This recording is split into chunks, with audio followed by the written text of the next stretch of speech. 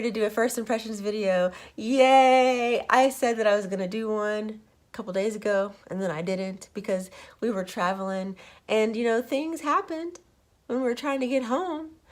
Flights were canceled, flights were delayed.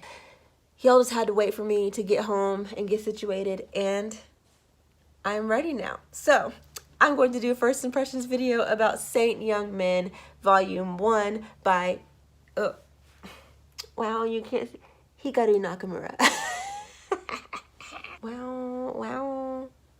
Okay, I'm gonna put this away because this is just gonna continue to blind y'all. So let's put that there. So y'all may or may not know that I am a fan of Hikaru Nakamura. I have her other series, Arakawa Under the Bridge. I love this series so much. If I read correctly, Saint Young Men was written before Arakawa Under the Bridge, but from what I understand, and I don't know if this is true, these are just things that I've read on the internet, and y'all know how the internet is. I read that she originally did not want Saint Young Men to be translated into English because she was afraid of like the Western people, more specifically Americans, finding offense with Saint Young Men.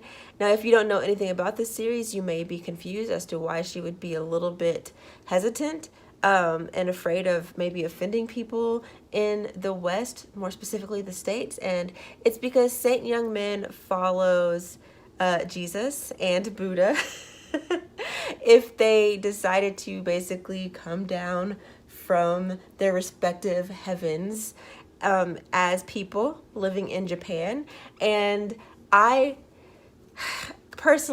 find the concept absolutely adorable. Now, full disclosure, I am not religious by any meaning of that word. I am actually pretty confident that if I walked into a church, I would burn, because not only am I not religious, I'm also a vampire. I'm not religious. I used to be at one point in my life, and I would like to think that even back when I was at my most religious, I still would have been able to find not just the humor in Saint Young Men, but also the reverence, because I don't think that Hikaru Nakamura wrote this series from a place of wanting to make fun of Buddhism or Christianity, but more so from a place of genuine respect and appreciation for those religions, and kind of just wanting to, you know, make people laugh. Obviously, this is a first impressions, which means I've only read volume 1, so I can't speak to the entire series, but so far I am just in love with this story. One of my favorite scenes actually is when the landlady comes to Jesus and Buddha's apartment, and she's like, hey, are you feeding the animals? Because there's a lot of animals running around and it's disturbing the other tenants. And they're like, no, we haven't been feeding them, we promise. The reason why these animals keep coming around is because it's Jesus and Buddha, okay? And they're like, you know, they're praising their people, they're praising their lords. But of course the landlady doesn't realize this, and they're trying to hide this because, you know, they're trying to be regular people. And it's so funny because she takes them down to this group of cats, and she makes them hold a plate, and she's like, okay, I'm gonna give you this plate, and if these cats eat from this plate, then I know that you have been feeding them. And so Jesus takes a plate and he holds the plate out, and then of course the cats are like, meow, and he's like, no, why are you reacting? I haven't been feeding you. We have a hard enough time feeding ourselves.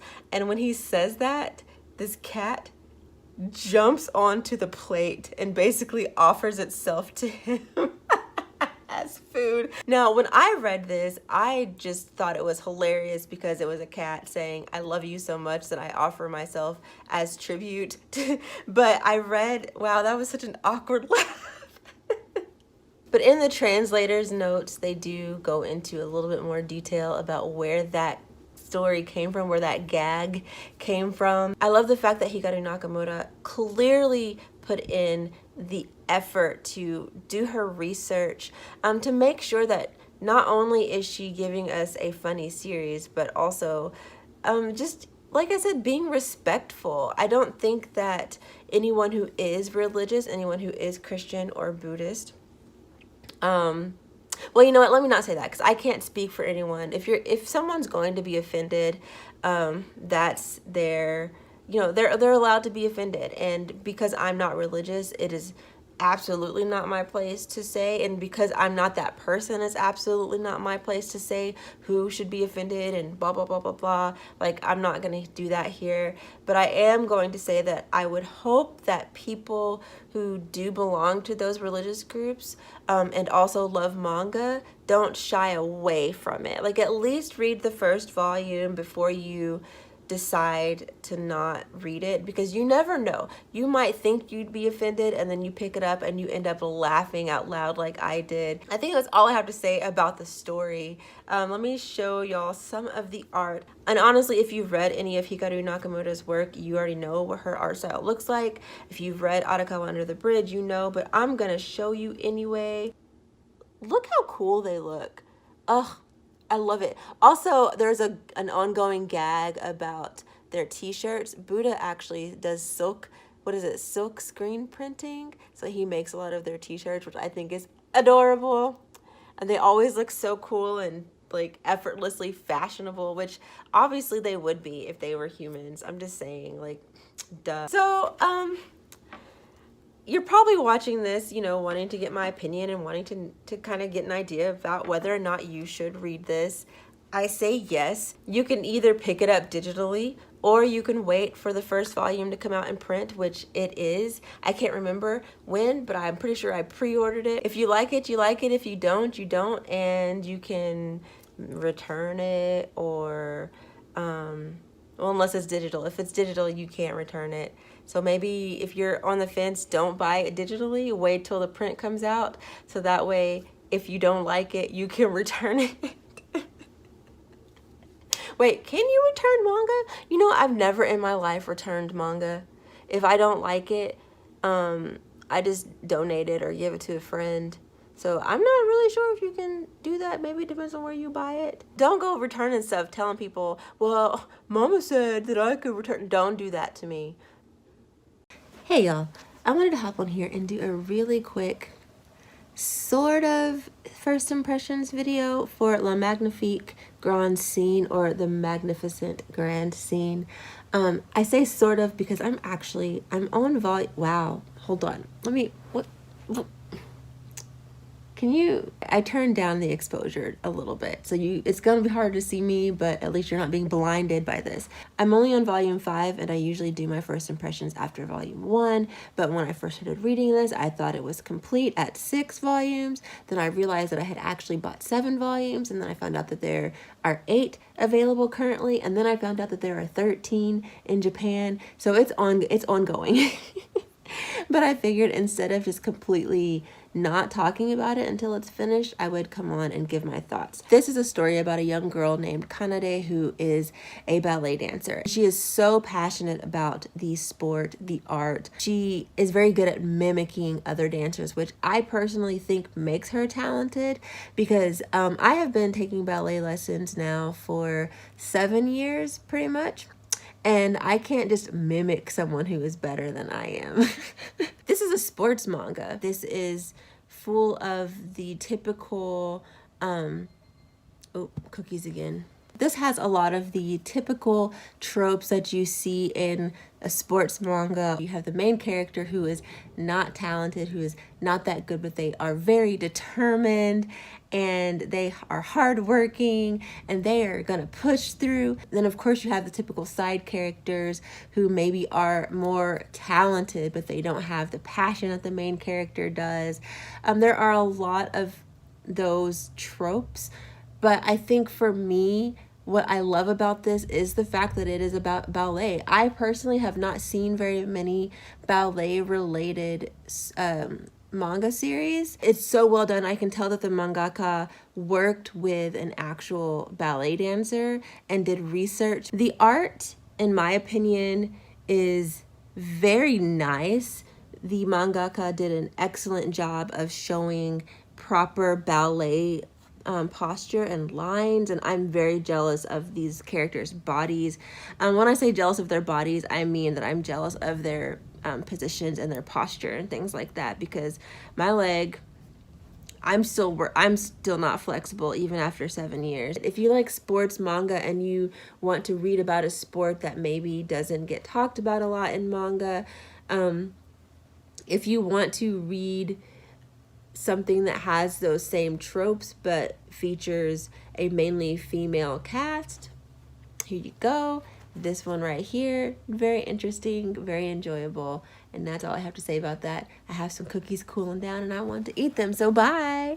Hey y'all, so I'm here to do a really quick first impressions on a series that I found on Kindle, on Amazon, so I think this might be a self-published series. It is a Yuri series, and I went into it not really expecting much, because these seemingly self-published stories are not always the greatest, but I be reading them. So I didn't go into this with very high expectations, but to be completely honest, so far I'm hooked. So you're probably wondering, girl, what are you talking about? It's a series called Lily Marble, and it's about these women who work in a gym, and it's adorable. It's so adorable. Now, so far I've only read the first 2 volumes, and they are very short. I wouldn't even call these volumes. They're more like single issues. There are 15 pages each. I've read 2 of them. So far, I am getting every bit of my $2.99 life. I'm loving this. It is so cute. The first 2 women you meet, they seem like they are straight, but there's possibly a crush between the 2 of them, and that's adorable. There's another couple who seems like there's something going on, people think they're together, but then one of them was like, this can't be a thing anymore. I think one of them's married, some messiness. And there's another couple where one of the women has a huge crush on the other, but the other one doesn't know it, and it's just the art is actually adorable. And I will say that the translation is not terrible in this either, so I'm pretty excited about it. It looks like these are places where you can get it, or you can of course find it on the Kindle website if you use the app, or if you, like me, have a Kindle, you can just click buy and get it. And it just, it pops up. Look at it. Watch. See what happens? This is why I love using my Kindle. It downloads complete. I can't talk. Download is complete. So I could just pop that up and just start reading it and getting my sweet Yuri. Yes! Yes! Look at that. Okay, I'm gonna go read now. Bye. So, yeah. I'm enjoying it so far, and I will definitely come back later once I'm done with it or whatever, and let y'all know my thoughts. But it's really cute so far. Bye.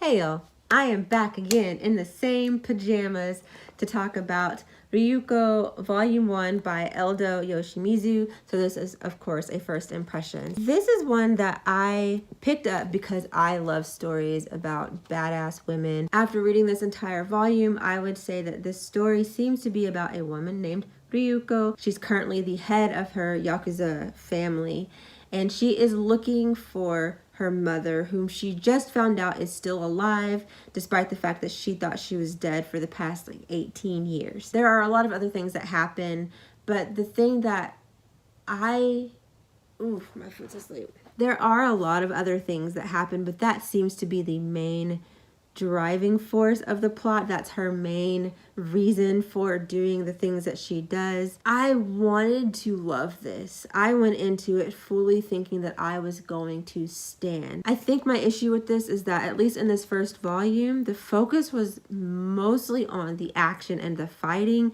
and not enough on the emotional aspect. There needs to be a balance. The art style is very intriguing. However, I just am not a big fan of all of the very action-packed scenes because it is hard to see what's going on because of the art style. It took me a while to realize that there's a car running through here. I think it's a car.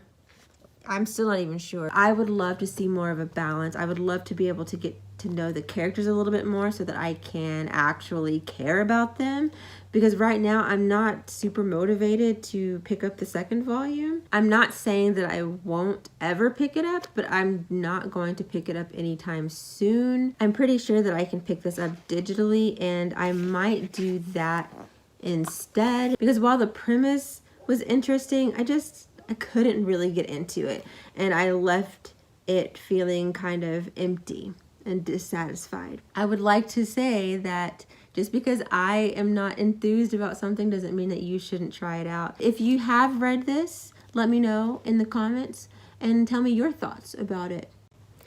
So I just finished reading volume 1 of Requiem of the Rose King by Aya Kano. I know this is based on Shakespeare. I'm actually not very well read when it comes to Shakespeare, surprisingly, or not surprisingly. I went to high school in Oklahoma, so I love fiction with a historical feel, whether it is fiction that is based on fact or it's fiction based around a general time frame. I homeschool my children, and my favorite subject to teach is history, and this gives me the things that I love about reading about history, the messiness. This character right here, Richard, has such an interesting backstory, and just in case you haven't read this, I don't want to give anything away, but very tragic, very much the type of character who craves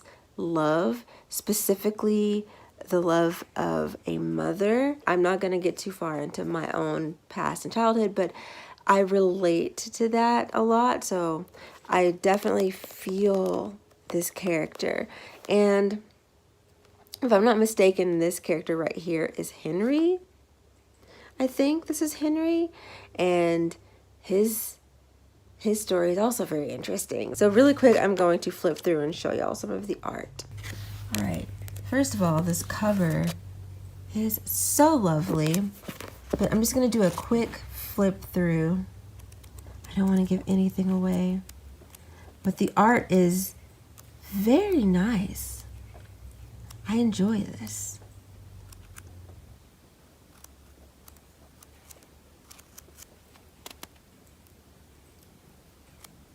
There you go. Very good first impressions of this. Shout out to G from Simply G. Shout out to Shay from Shay Geeks Out. Shout out to Dylan, Dynamic Dylan. Who else has recommended this to me? Everyone who has recommended this to me. Shout out to y'all, because this was good. This was a very good first volume, and I can't wait to read more. So anyways, I'm gonna go sit down and read your manga. Bye.